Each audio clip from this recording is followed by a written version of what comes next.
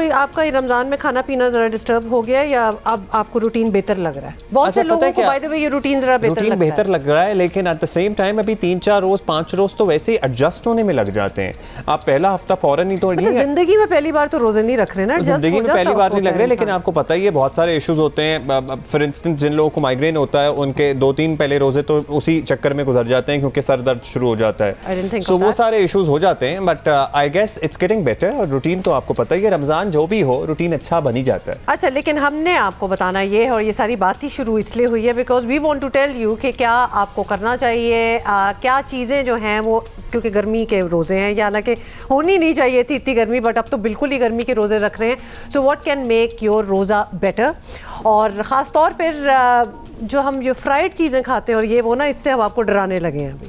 आपको अच्छी लग रही है, नजर ही नहीं हट रही साल हम कौन सा हम फ्राइड खाने खा रहे हैं? मैं तो नहीं खा रहा।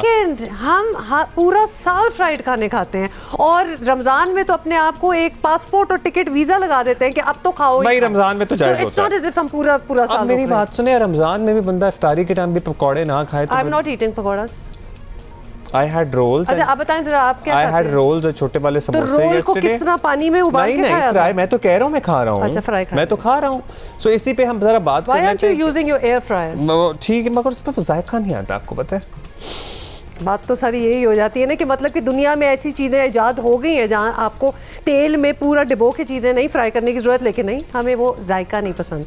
तो वैसे उसको अगर आप स्प्रे कर दें ना थोड़ा सा विद ऑयल या उसको ब्रश कर दें तो वो जायका आ जाता है। तो सलमा सिद्दीक हमारे साथ मौजूद हैं, न्यूट्रिशनिस्ट हैं, आखन यूनिवर्सिटी अस्पताल से इनका ताल्लुक है। बहुत शुक्रिया सलमा साहिबा। अब उमूमन हमने देखा है कि रमज़ान में घरों में मुरक्कन अशिया का ज़रा ज़्यादा इस्तेमाल हो जाता है, फिर सहरी पे पराठे भी होते हैं। तो आप हमें मशवरा दीजिए, हम कोशिश करेंगे अमल करने की, लेकिन एटलीस्ट हम मशवरा तो आपसे लेना चाहेंगे। कोई वादे नहीं है वैसे, सॉरी वादे नहीं है, लेकिन रमज़ान के महीने में अमूमन मुरक्कन ग़िज़ाओं का इस्तेमाल हो जाता है जो यकीनन सेहत पर के लिए मुफीद नहीं है। उसके लिए ज़रूरी है कि हम जितनी भी तली हुई अशिया हैं उनका इस्तेमाल कम से कम करें। यानी जैसे सहरी में अगर हम बहुत भुना गोश्त या टमाटर गोश्त या इस तरह के बहुत फ्लेवर इन्हांसर के साथ हम सालन बना रहे हैं तो वो हमें आखिर में या रमज़ान के 15 रोज़ों में ही तेज़ाबियत और कब्ज़ की शिकायत का बायस बनते हैं।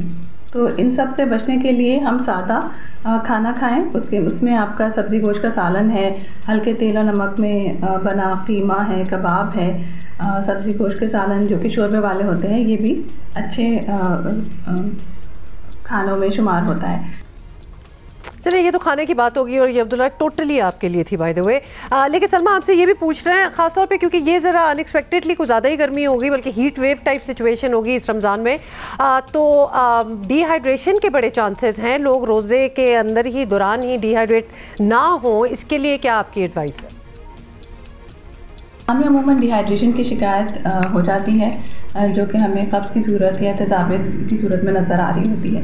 उसके लिए ज़रूरी है कि अफ्तारी से लेकर सहरी तक का जो टाइम पीरियड है उसमें हम सादा पानी का इस्तेमाल करें। 8 से 10 ग्लास पानी अमूमन बॉडी की रिक्वायरमेंट होती है। जो कार्डियक पेशेंट हैं या किडनी पेशेंट हैं वो अपने डॉक्टर की हिदायत के मुताबिक ही पानी का इस्तेमाल करें।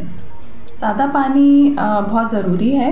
अफ्तार और सहर की जो दरमियानी वक्त है उसमें आप जितने भी मुतवाज़न ग़िज़ा का इस्तेमाल कर रहे हैं उसके दरमियान यानी जो गैप्स आते हैं उनमें आप पानी आराम से कवर अप कर सकते हैं। अच्छा सलमा साहिबा, लास्टली ये बता दीजिए कि अक्सर डिहाइड्रेशन का शिकार लोग हो जाते हैं, वो तो आपने बताया कैसे डील करना है, लेकिन रमज़ान में कोई पर्टिकुलर डाइट है जो आप हमें बता सकती हैं जो हम फॉलो कर सकें जिससे हमारी सेहत भी ठीक रहे, हमें ये तेज़ाबियत वाले इशूज़ भी ना हो और जिन लोगों को सरदर्द की शिकायत है वो भी ज़रा कुछ मैनेज कर सकें? लोगों के लिए तो ख़ास तौर पर मुश्किल हो जाता है।